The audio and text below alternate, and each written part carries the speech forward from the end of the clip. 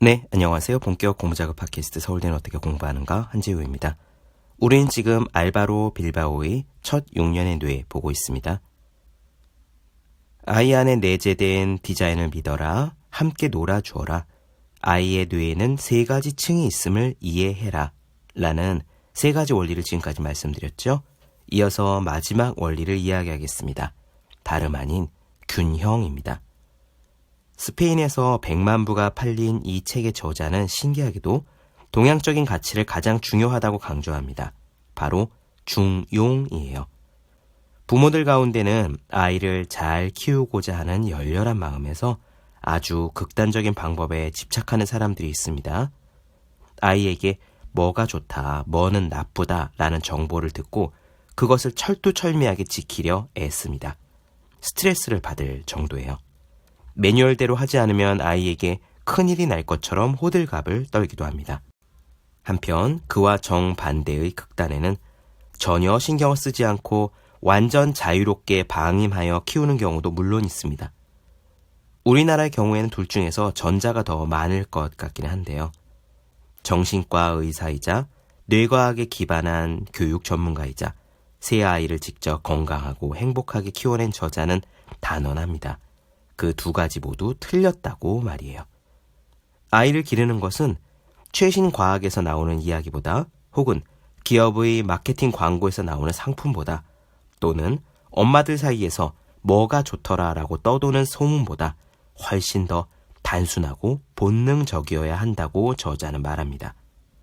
아이는 어떠한 상황에서도 행복하고 건강하게 성장할 수 있는데 그러기 위해서 다른 무엇보다 반드시 필요한 딱 한 가지는 바로 부모의 편안한 마음이라고 해요. 저자의 이야기를 직접 귀 기울여 들어보시라고 진심으로 전하고 싶습니다. 정말 올바른 방법은 사실 돈을 많이 써야 하는 육아의 방법과 다른 방향에 있는 것 같다는 생각을 저는 합니다.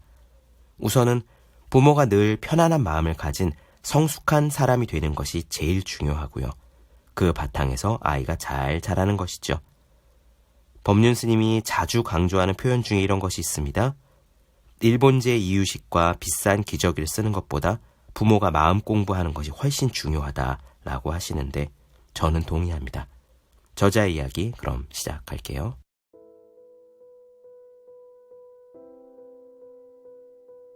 좋은 머리와 좋은 마음은 어마어마한 조합을 만들어낸다라고 넬슨 만델라가 말했다. 모든 부모와 교사가 아이를 교육할 때 반드시 명심해야 할 가장 근본적인 원리는 균형감이다. 동양에서는 이러한 균형감을 중용이라고 부른다. 중용이야말로 참된 진리에 이르는 방법이다. 대부분의 부모는 자녀들에게 2가지를 바라고 있다. 행복과 자립이다. 사람들은 그래서 교육에 엄청난 노력을 쏟아붓는다. 머리가 좋으면 행복에 이르는 문을 활짝 열 수 있으리라는 확신 때문이다. 공부를 통해 일이나 사랑, 우정과 성공의 상당 정도를 얻을 수 있는 것은 사실이긴 하다. 그러나 지적인 성취가 행복을 촉진한다는 믿음은 전적으로 잘못되었다. 지적인 능력과 감성적인 능력 사이에는 어떠한 상관관계도 존재하지 않는다. 세상에는 지적인 면에서는 특출한 능력을 지니고 있는데도 공감 능력이 떨어지는 사람들이 많다. 모든 성공을 거두었음에도 여전히 고질적인 스트레스로 고통받으며 행복이 요원해 보이는 사람들이 가득하다. 반대로 지적으로 별다른 성취가 없고 학력도 보잘것없지만 매사에 열정적이고 상식이 풍부할 뿐만 아니라 대인관계가 좋은 사람도 많다. 이 같은 불일치가 존재할 수 있는 이유는 간단하다. 앞에서 이야기했듯이 감정지능과 지성지능은 뇌의 서로 다른 영역을 점유하고 있기 때문에 서로 독립적일 수밖에 없다. 지성을 담당하는 뇌 입장에서는 상황에 대한 깊이 있는 분석이 좋은 결과를 만들 수 있지만 감정을 맡은 뇌는 첫인상과 경험 같은 것이 결정의 과정에서 가장 중요한 역할을 한다.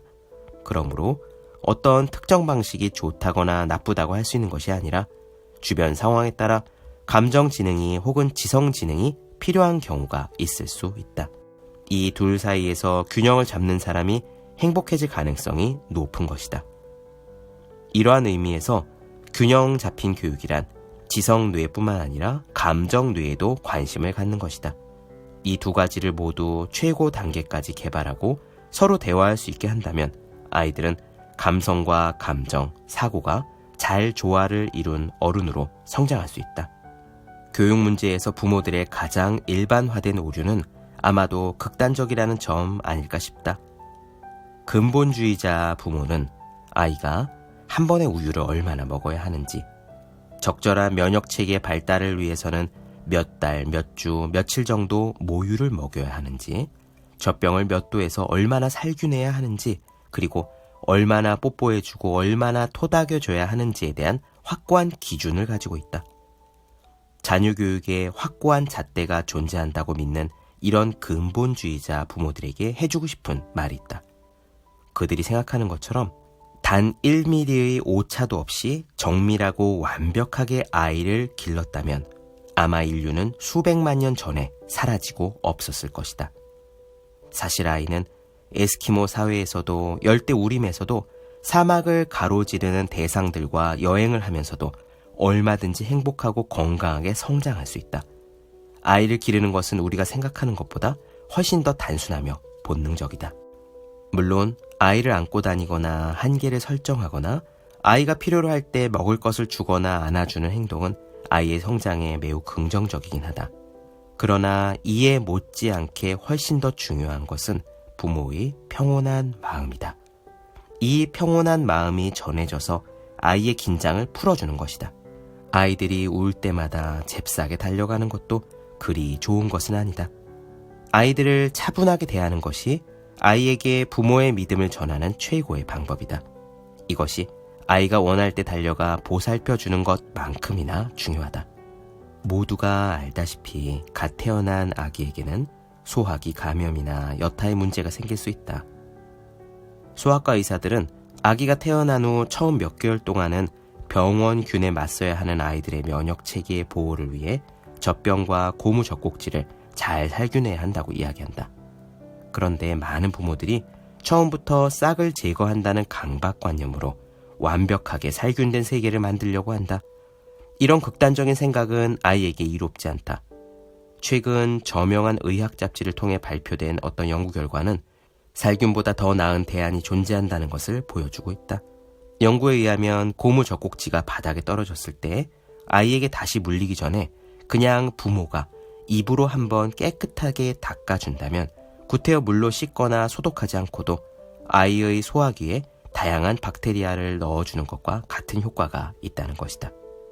이런 아이들이 살균한 것만 사용했던 집단보다 훨씬 더 천식이나 피부 습진에 걸리지 않는다는 것이 밝혀졌다. 이런 본능적이고 상식적인 방식은 놀랍게도 우리 할머니들이 오랫동안 해왔던 방식과 일치한다. 또 다른 극단적인 믿음을 들자면 아이에게 될 수 있는 대로 제한을 설정하지 않는 것도 있다. 이 경우에는 아이들이 규범을 모르고 자라날 가능성이 있고 결과적으로 자신감을 갖지 못할 수 있다. 왜냐하면 아이들은 해야 할 것과 하면 안 되는 것을 자기 걸로 만들지 못했기 때문이다. 아이를 혼자 재우는 방법과 관련해서도 극단주의가 있다. 어떤 부모들은 어느 정도 나이가 될 때까지는 함께 자는 게 좋다고 말한다. 반대로 아이는 반드시 혼자 자야 한다고 부득부득 우기는 사람도 있다. 두 번째 유형의 사람들은 어렸을 적부터 자립정신을 가리키는 것이 최고라고 주장한다. 주위 사람들이나 책 혹은 자신의 깨달음을 통해서 어느 한쪽에 확고한 신념을 가지게 된 사람들은 중용에 또 다른 길이 있다는 것을 잊어버리기 쉽다.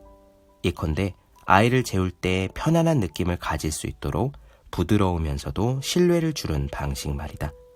나는 이 책에서 계속 이런 중용의 미덕을 견지하며 가이드를 할 것이다. 이것이 아이를 양육하는 당신을 편안하게 만드는 동시에 아이에게도 균형 잡힌 마음과 명확하게 사고하는 능력을 함께 키워주는 방법이라고 믿기 때문이다.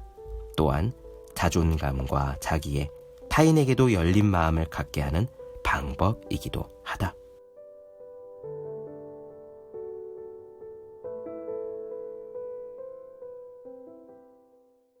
네, 본격 공부작업 팟캐스트 서울대는 어떻게 공부하는가 알바로 빌바오의 첫 용년에 대해 나눠드렸습니다. 더 많은 이야기 궁금하신 분들은 제 유튜브 채널 제우의 서재, 네이버 블로거 생의 즐거운 편지, 카카오 브런치 한재우 브런치, 인스타그램에서 해시태그 제우의 서재 검색해주시면 좋겠습니다.